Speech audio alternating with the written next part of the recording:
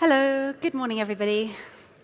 It is really nice to be back in London. I love being in London, not just because, I don't know, mostly because you've got a wide variety of food that I can't normally eat, which is fantastic. And also means I can usually speak English really fast, and most people can follow along with me, which is also fantastic. This talk, normally I do lots of live demos. Oh, hello, I'm Trisha, by the way. I work for JetBrains. My job is normally to evangelize IntelliJ IDEA and upsource. Who uses IntelliJ IDEA? All of you, yeah. Who uses Eclipse? Okay. And NetBeans? Okay. There's 3 people at the front. Yes, so normally I do live demos with IntelliJ IDEA, sort of showing people how to use new features in Java, and those live demos are fraught with danger, incredibly difficult to put together, and always leave me slightly nervous. So this talk is less live demo and more actually talking about code and syntax. And as such, I might actually have time for questions at the end, so do make a note in case I have time for questions. The talk, is boilerplate code really so bad? That's the question I wanted to ask. Quite often people are talking about, oh, Java is so old and clunky and horrible because it's got loads of boilerplate and that's a bad thing, as if we all know that by default. Who's primarily a Java programmer? I know we are at a Java conference. Who uses Scala? Groovy? Kotlin? What have I forgotten? Other JVM languages that I haven't mentioned? What's that? I didn't hear that. Clojure. Oh, sorry, yeah, Clojure. You, okay. And presumably other languages like JavaScript and other things as well, right? Because we're all polyglot these days. But you're primarily Java developers with a sprinkling of other JVM languages. So I've been a Java developer for 20 years, 20+ years. I started when I was 2. That's why I've been doing it for so long. And so I don't really see this problem of boilerplate code because I've been doing Java for a long time and I'm kind of used to it, and this is the language, that's fine. And all these other newfangled JVM languages are all jolly good and everything. But I know Java, and that's what I'm going to carry on using. So is boilerplate code really so bad, given that we're used to this language? And I know that your time is valuable and you have other talks you could go to. You don't have to be sat here. So I will give you the TLDR now. So if you want, you can just walk out straight afterwards. Yes, boilerplate code is a bad thing. Mostly because it just gets in the way. It's just noise. It's just something that we use to tell the computer or the compiler something that doesn't tell us, the reader of the code, something. So boilerplate code is bad, and what we'll do throughout the rest of this talk is show some examples of how reducing boilerplate code, theoretically, you should see that it makes the code more readable and more habitable, easier for us to manipulate in various ways. This talk is slightly, what's the right word? Multiple personality, dual personality, really. On the one hand, we've got, oh, Kotlin, that's terribly shiny, and it's amazing, and it's a new language, and JetBrains, my company who employs me, they invented Kotlin, so obviously Kotlin is amazing, and you should all use it. On the other hand, I'm a Java programmer, I've been doing it for a while, and I'm very defensive of Java, and I'm very used to Java, and it's evolving very quickly, especially now. So I want to go over, why Java is great these days, and it's not your father's Java, or your mother's Java, or your grandmother's Java. Java is not dead, despite the fact that everyone keeps telling us every 5 minutes Java is dead, it's the new COBOL. It's not the case. So the other part of this talk is to showcase how Java has evolved over the last 20 years, but specifically more over the last sort of 3 or 4 years, and how it's going to evolve in the future. So we can't just sit back and think, well, Java is what we used to think it was, this big boilerplate-heavy code, boilerplate-heavy coding experience. It is evolving as well. We don't just have to jump ship and use new, shiny, exciting languages like Kotlin. But if you do want to use Kotlin, then go ahead. So this is Java. I don't really know, like I said, as an experienced Java developer, I wasn't really sure what people meant about boilerplate code. I've just highlighted the bits here which are more or less stuff that the compiler needs to know and that you, as the reader of this code, don't need to know. So things like, this is Java 5 code, by the way, so there's no diamond operator. There's obviously things like semicolons, which people find offensive, the final keyword, the way that casting works, the new keyword, loads of stuff that really, it doesn't tell you anything about what the code is doing. It tells the language how to do it. So I guess that's what people mean by it being a bit boilerplate heavy. Is quite a lot of stuff on there, which really is not useful to tell us what is this code supposed to be achieving. So let's go into our very first example. So I said it's not a big live coding demo, but there will be live coding because it's fun. Why not? I like to live life on the edge, and live coding is the way to do that. So let's start with a Hello World application in Java. Obviously, I'm going to use IntelliJ IDEA for this. So we create ourselves a new class. And because we use IDEs, especially in Java, we don't have to type this stuff. And this is another reason why I haven't always been sold on this whole, oh, boilerplate is a bad thing necessarily, because our IDEs can do a lot of the heavy lifting there, certainly in terms of generation. So I create a new class, I say public static void main, and this is all built into the IDE, by the way, if you don't already know these live templates. I haven't done anything magic. And I can say system out println, and I can say hello world. And then I can run that. So in terms of typing, in terms of actual physical calories burned to create that, it wasn't an awful lot of time and effort for me.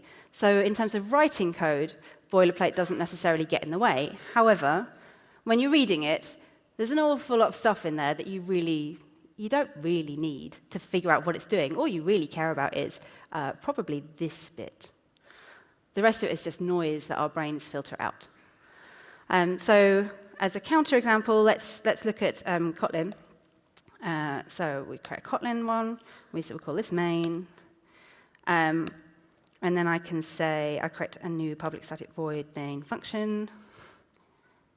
And do the same thing here.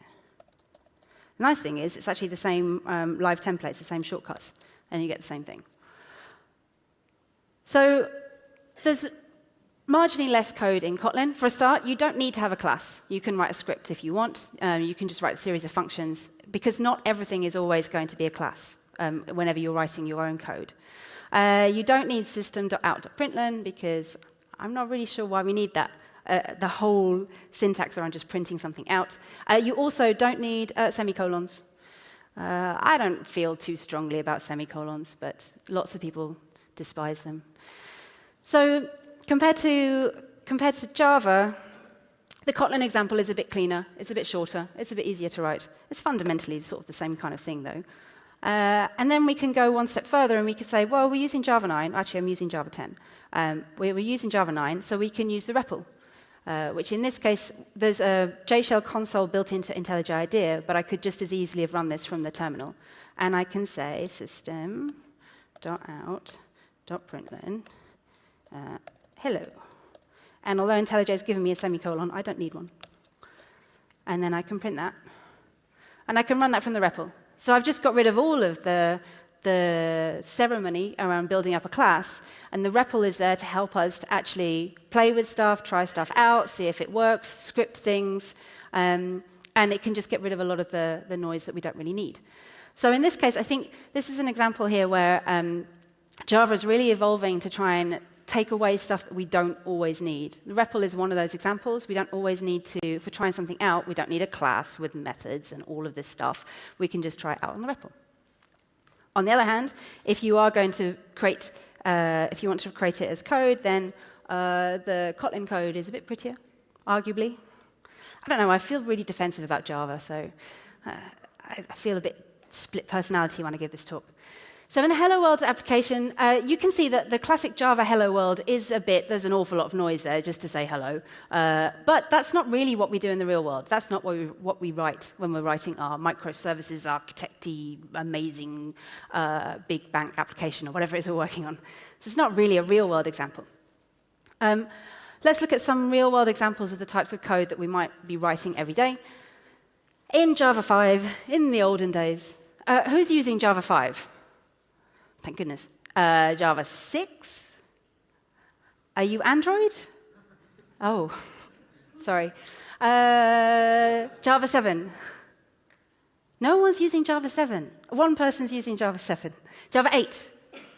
Everyone else is using Java 8. Java 9? Apart from Mark. No one. OK. Java 10. We've got 2 in production. 2 people using Java 10 in production. You can take that back to Oracle and tell them. Now, that's quite cool. I'm actually quite impressed to see how many people are using Java 8. To me, as a long-term Java programmer, Java 8 is new. What is it, like 4 years old now or something? But everyone's using 8. So this is Java 5. This is what most people who aren't Java programmers who learned it at university, this is what they think of when they think Java. They can think of the just duplicate declarations of types on both sides of the equals, and it's all a bit long and clunky. Your IDE, if you're using something like IntelliJ, will say, well, you don't really need that, so I'm going to pretend that you're using the diamond operator.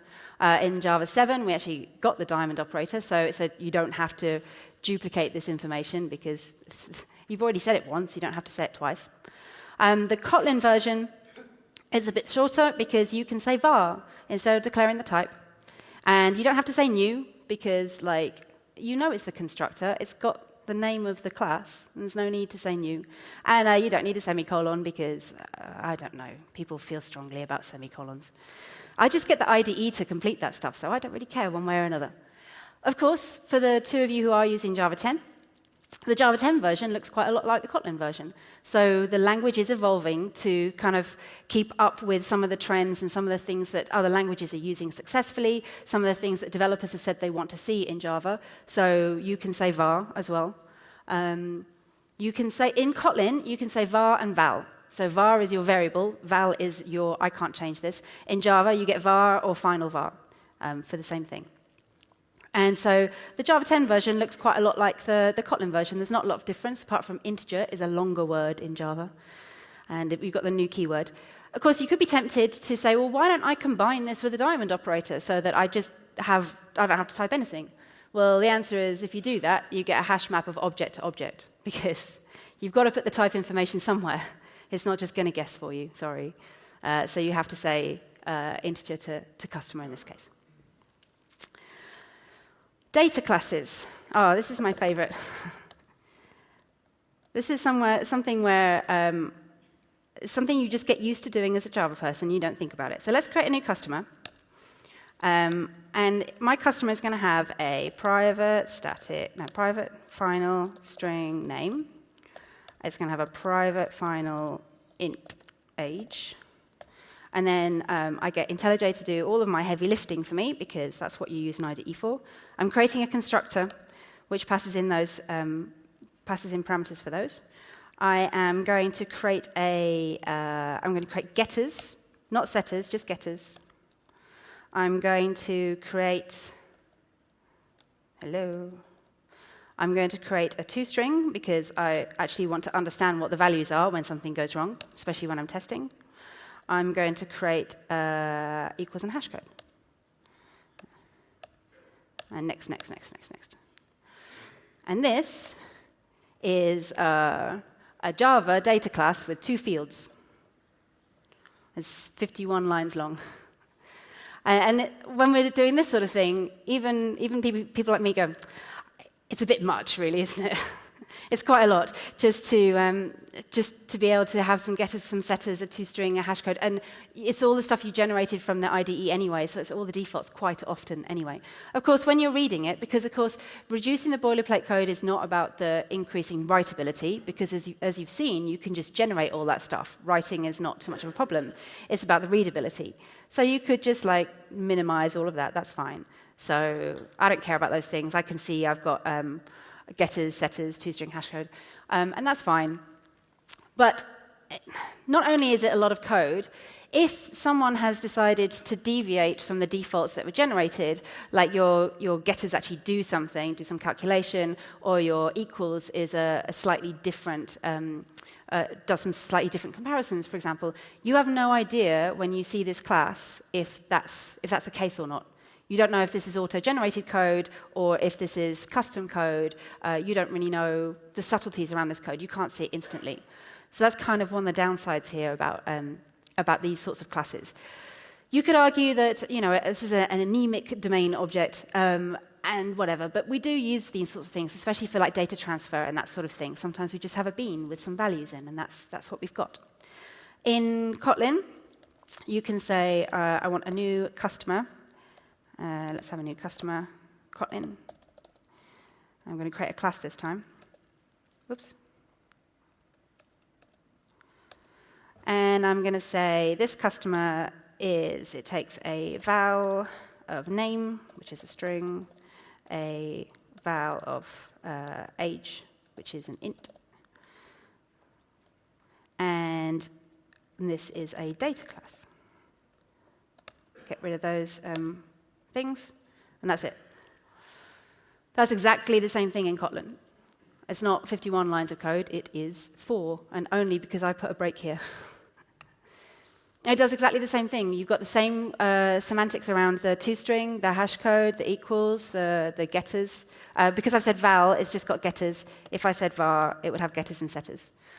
So this way, I know that I get all the default behavior. I haven't changed any of the behavior. I haven't overridden any of the behavior. If I want to, I can override my getters. I can override those methods and provide customization. But I'll be able to see, as soon as I read this class, I'll be able to see that I have provided some customization for this data class. So from a readability point of view, this is much cleaner. It's much more understandable when I come to this class, what it does and what are the weirdnesses around its behavior, if there are any. The good news is data classes are probably coming to Java at some point in Java. What version? Never. When it's ready. Good. So there's some discussion around what data classes should look like in Java. Obviously, like anything in any language, the question is, what benefits do we want from data classes, and what compromises are we willing to take? So data classes look slightly different in different JVM languages. So which model is the one that we're kind of interested in? What do we think is right for Java?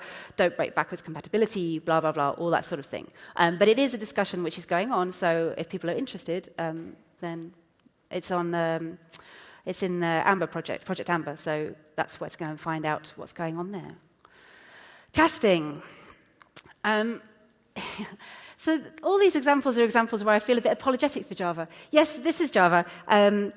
If you do an instance of check, you also still have to cast it to that type. And you're like, I've just checked that it's a view. Why do I also need to cast it to a view? Because I know that it's a view inside those curly brackets.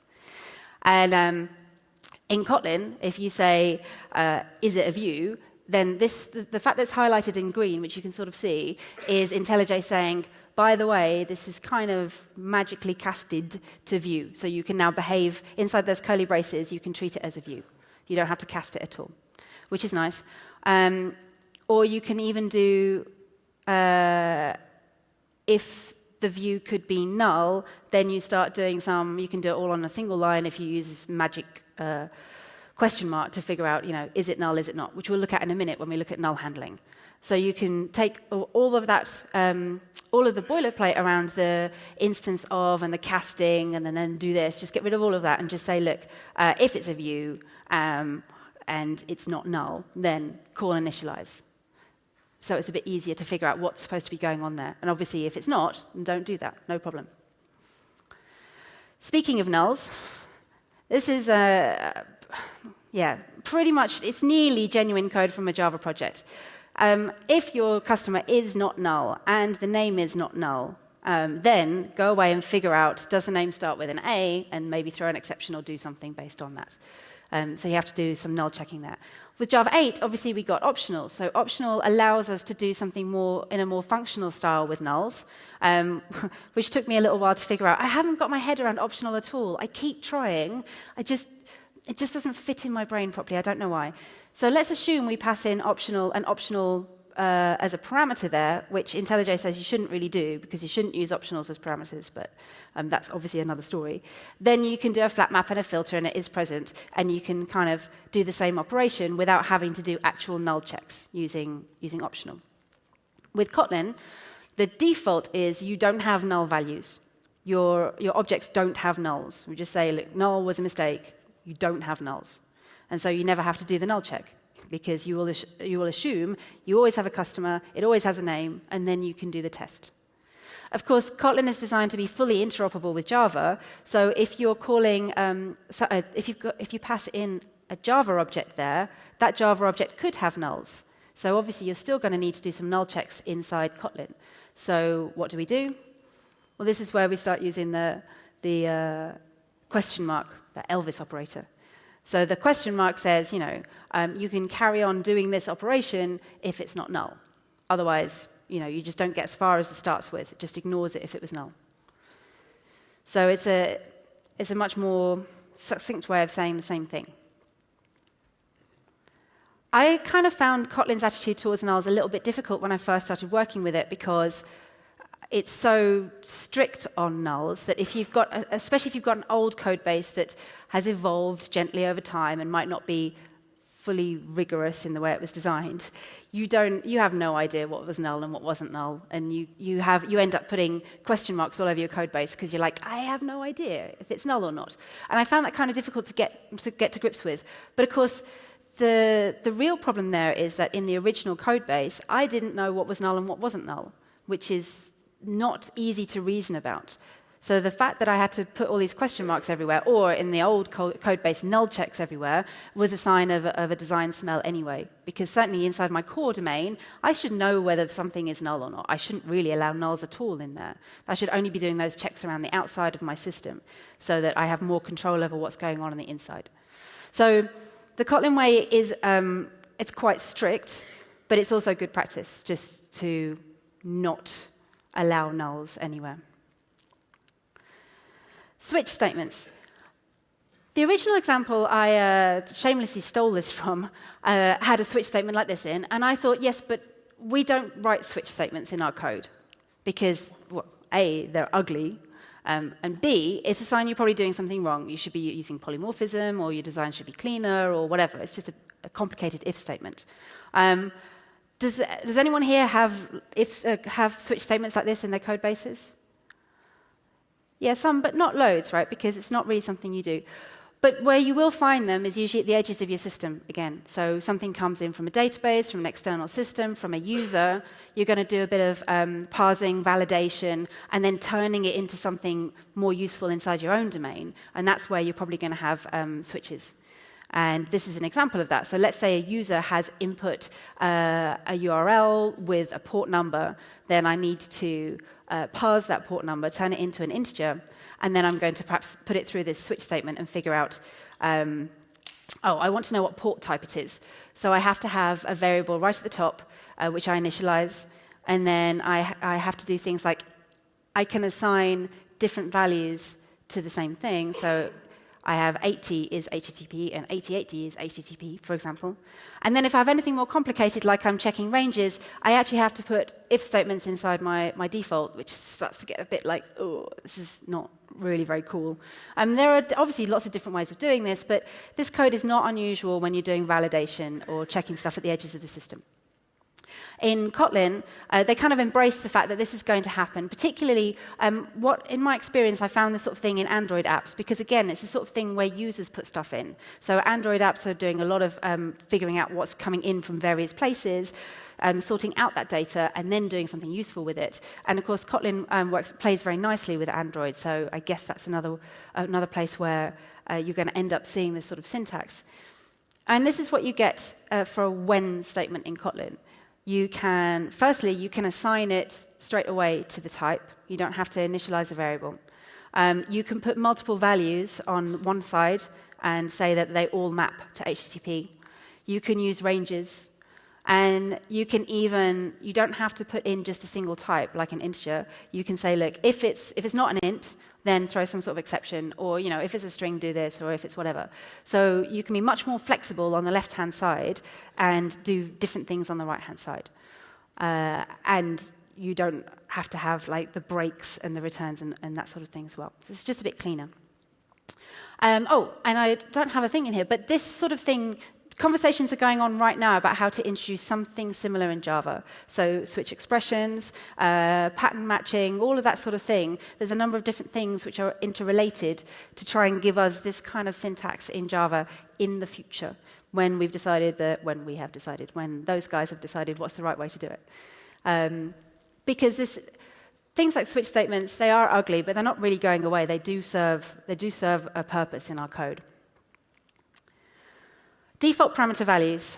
I used to get asked this a lot by non-Java programmers. How do I set some defaults for my parameter values? If I've got a method which takes 4 or 5 different parameters, how do I say, well, look, if the user doesn't provide a value for numbers 3 and 4, what do I do?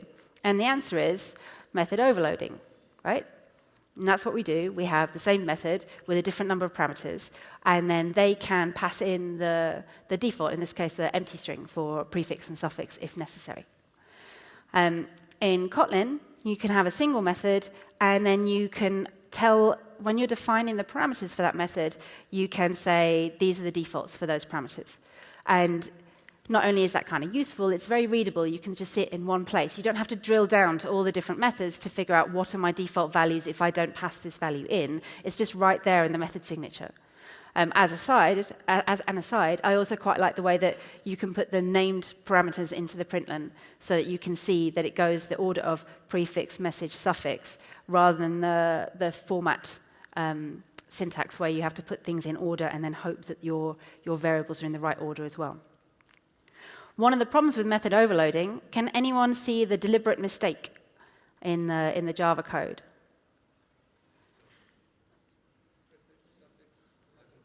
Right. So in the middle one, I pass in prefix, message, suffix to the next method. But the next method is message, prefix, suffix.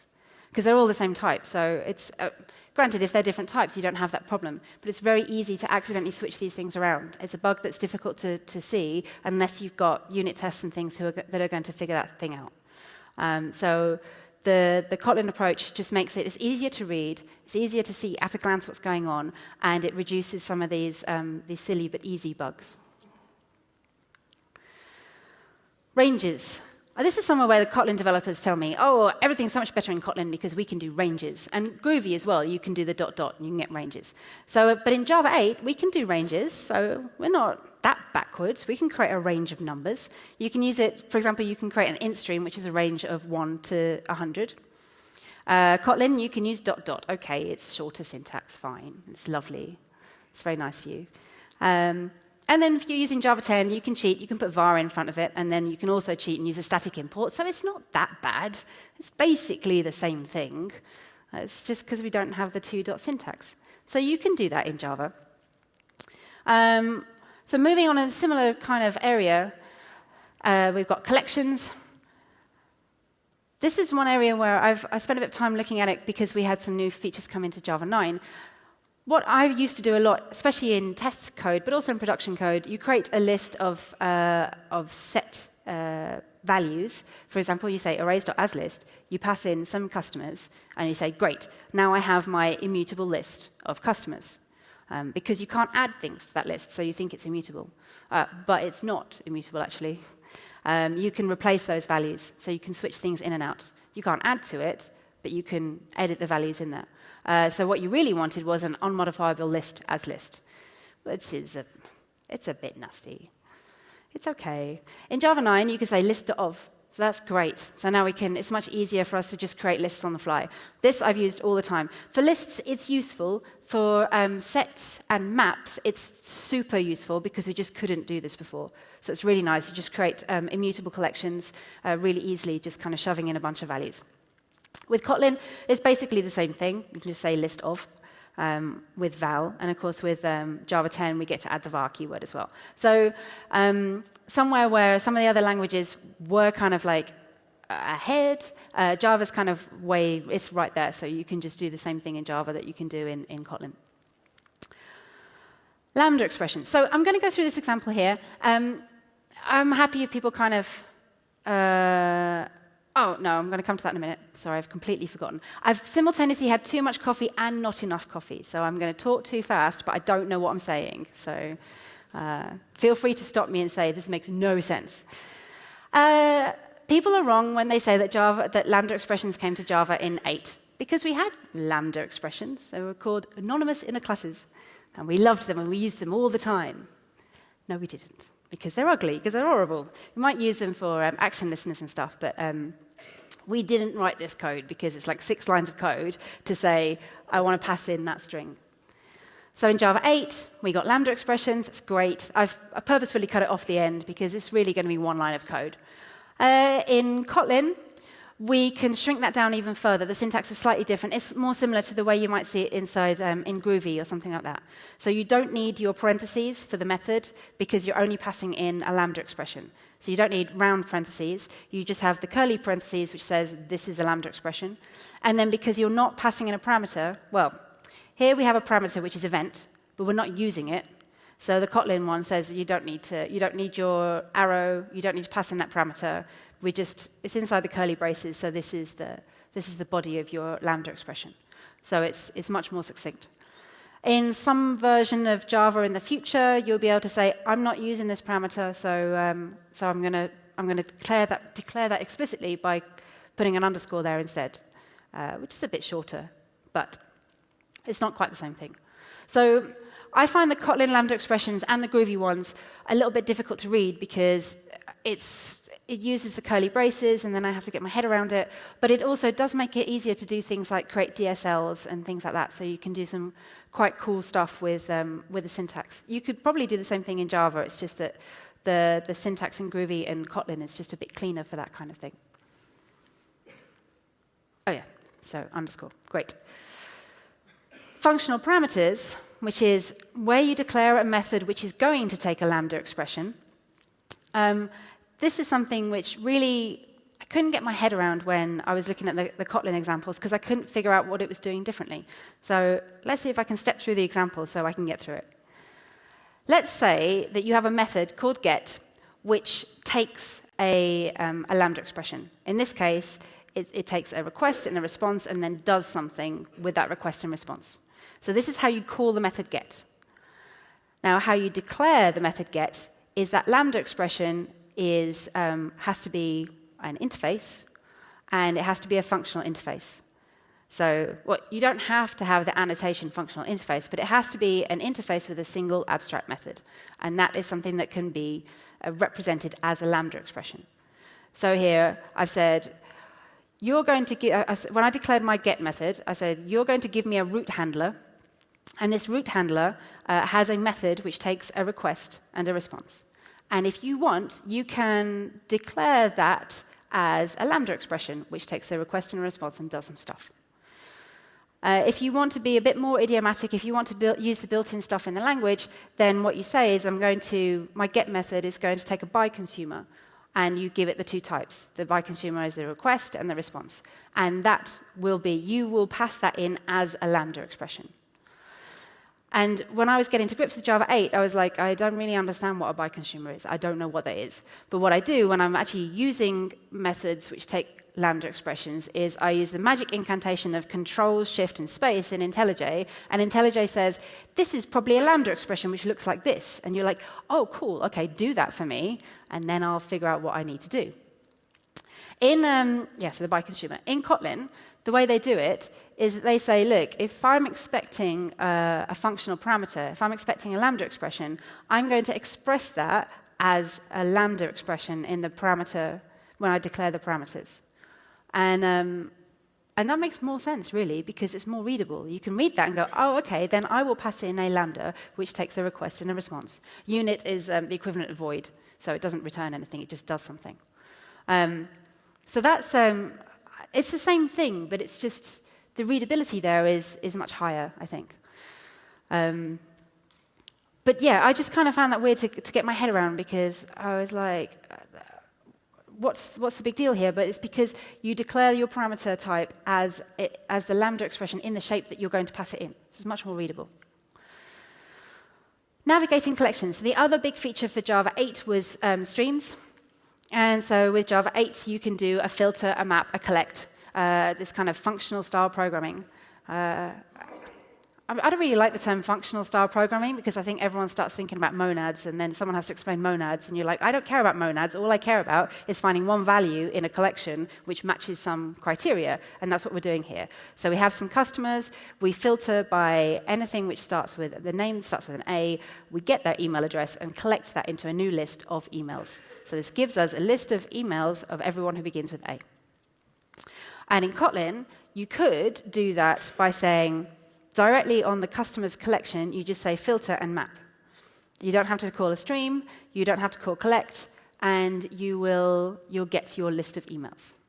However, there's a bit of a catch to this. Yes, it's a small amount of boilerplate, and it looks like it's doing the same thing, but it's not.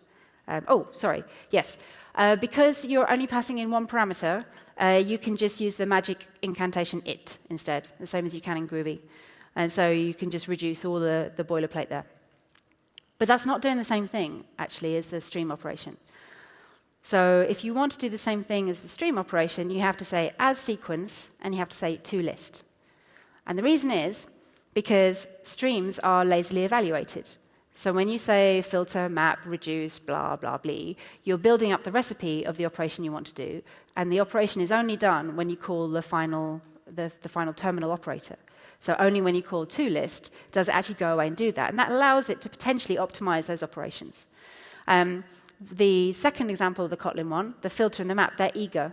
So you have the customers, it does the filter, and then it does the map. Because there's no way to lazily evaluate it, because there's no way to say, and now go away and do it. So the lazy way of doing it in Kotlin is to say as sequence and then toList. So it's pretty much the same thing as the Java 8 way of doing things. And this is interesting, I think, because this is where it's got less boilerplate, but it's actually, they're doing two different things. So in this case, that's in the Kotlin example, the as sequence and the toList, that's not boilerplate. That's actually intent. That's like, this is, you're going to evaluate this lazily, and this has implications to the way the application performs.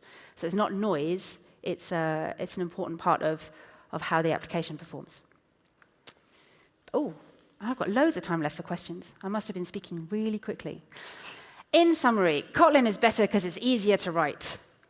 No, we don't care about writing code. We shouldn't care about writing code.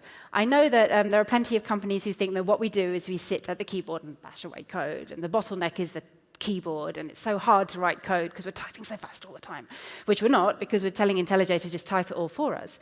So writing is not the bottleneck. Writing is not the problem. In order to create code, it's difficult because you have to think about it, not because it's difficult to write. So Kotlin is better because it's easier to read. This is my JetBrains hat on. Kotlin is better. It's amazing. You should totally use it. From a developer point of view, what's nice about reducing boilerplate specifically in Kotlin is that when you're reading the code, it is easier to understand. There's less noise. And this is coming from the point of view of, I haven't actually written a full application in Kotlin yet. I've dabbled with it a little bit, but I can read Kotlin code. I don't really have too many problems understanding it, because it's optimized for reading and for tweaking and for what I need to fix this bug. I'm going to go in and see what the code is doing to fix the bug. That's kind of the optimization here. It's not optimized for writing code. So you can, when you're reading the code, what you see is what the code is trying to achieve, not what the code is trying to tell the compiler to do, or what the code is trying to tell the computer to do. It's like, find me all the emails which match this criteria, not iterate over this collection. But you're all Java programmers, so I don't need to tell you this, but for people who are more of a mixed background, lots of people still have in their head that Java's kind of clunky. And in fact, there are a lot of Java programmers who have moaned at me because they can't use these new languages, they have to use Java, and their employer doesn't want to use new languages. But Java is not the way that we have in our heads. Well, I don't know, people who are learning it now, you probably think Java's amazing. But people who've been doing it for 20 years, sometimes we have in our heads that it's this clunky, old-fashioned language. And it's not. It's evolving very rapidly. Especially now, we've got new releases every 6 months. So Java 9 came out in September, Java 10 came out in March, Java 11 is coming out in September, and we're going to get lots of nice, small, incremental changes to the language. Things like the var keyword, which are going to make life a little bit easier for us as developers. And Java is evolving quickly so that it can provide us with a productive language to work in.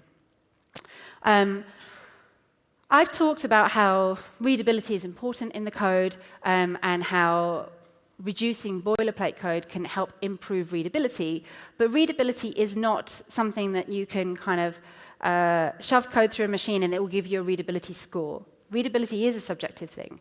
If you've got a bunch of developers who are used to working in Java, Kotlin or other JVM languages, or even modern Java, might be difficult for them to read, even if they reduce the boilerplate, because it's all about what you're used to.